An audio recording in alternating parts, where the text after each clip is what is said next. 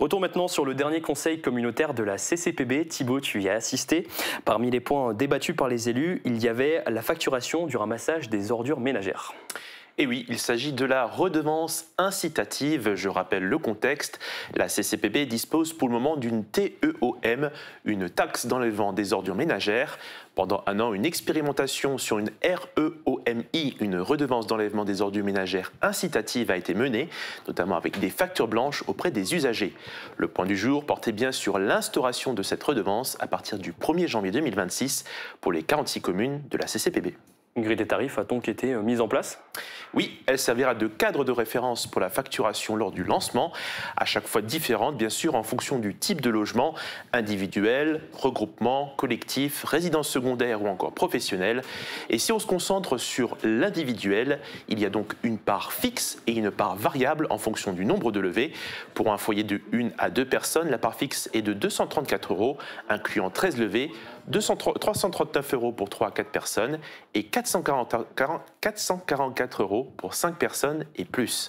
Il y a ensuite la part variable de la 14e levée à la 19e levée, 2,30 € pour 1 à 2 personnes, 4,60 € pour 3 à 4 personnes et 6,80 € pour 5 personnes et plus. Et enfin, la dernière part variable, si on a la 20e levée et plus, 5 € pour 1 à 2 personnes, 9 € pour 3 à 4 personnes et enfin 14 € pour 5 personnes et plus. La grille tarifaire complète est à retrouver sur le site de la CCPB dans l'onglet ordures ménagères. La facturation sera semestrielle, la première en juillet 2026 et la deuxième en janvier 2027. Le règlement de facturation est encore en cours de réalisation et une fois finalisé, il sera mis à disposition des usagers. Et ce point, Thibaut, a fait débat avant son vote dans la salle du Conseil. Et oui, et je vous propose du coup d'écouter une partie des échanges qui ont eu lieu. Parce que ça fait 2 ans qu'on travaille là-dessus et rien n'est réglé. Aujourd'hui, dans la note de synthèse, moi je ne retrouve pas l'histoire des couches, je ne retrouve pas l'histoire des cadenas, je ne retrouve pas de règlement, je ne retrouve pas un certain nombre de choses. Vous prétendez vous être inspiré de Sarrebourg, ok, apparemment ça marche là-bas, mais curieusement, vous n'avez pas fait de tarif pour une personne. J'ai du mal à comprendre pour une solution qui économiquement doit être bonne pour le contribuable, on a mis 5 ans. 5 ans pour mettre ça en place. Une des dernières réunions, nous devons délibérer pour aller dans ce sens et céder un héritage à une future mandature. Les plus beaux projets se font sur le long terme. J'ai 5 ans à désentêter la communauté de communes. 5 ans à lancer des projets attendus, les collèges, les pistes cyclables, les restructurations à la fois sur la question bâtimentaire. 5 ans où nous travaillons d'arrache-pied pour développer l'offre à l'égard des familles.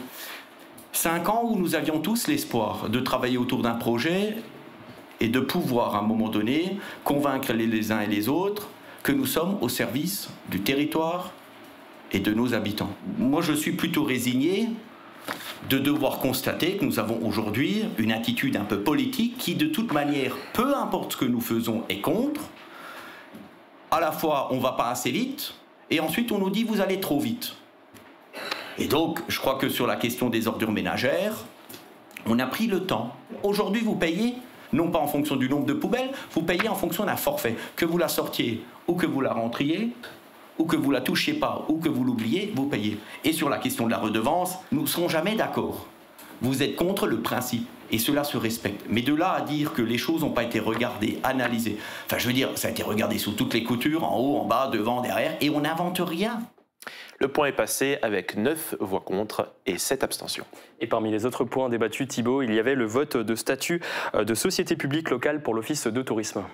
Oui, un point qui a essuyé un grand rejet de la part des conseillers communautaires. La direction de l'Office du tourisme du Pays de Bitche a sollicité une évolution statutaire. Elle a actuellement un statut de PIC, établissement public industriel et commerciaux, et elle souhaitait passer en SPL, société publique locale. La gouvernance serait faite par un conseil d'administration avec des représentants des collectivités territoriales actionnaires, donc la CCPB et plusieurs autres communes volontaires, jusqu'à 18 membres, un comité technique ainsi qu'un président. Résultat du vote à bulletin secret, 34 voix contre, 24 pour, 2 blancs et 1 nul. Tu voulais aborder d'autres points qui ont été votés? Oui, quelques-uns. Le rapport d'activité 2024 concernant les ordures ménagères a été révélé. Une réduction de 23% des tonnages d'ordures ménagères résiduelles a été constatée et donc une augmentation de 23% des tonnages de collecte sélective. Le rapport évoque une amélioration notable des pratiques de tri des usagers. Autre point, le service d'assainissement pour le territoire des communes de Rimelin, Herschin, Bettevillers et Petit-Ré-d'Herschin. Elle sera transférée au SDEA. Il est actuellement assuré par la régie d'assainissement de la communauté de communes du Pays de Bitche.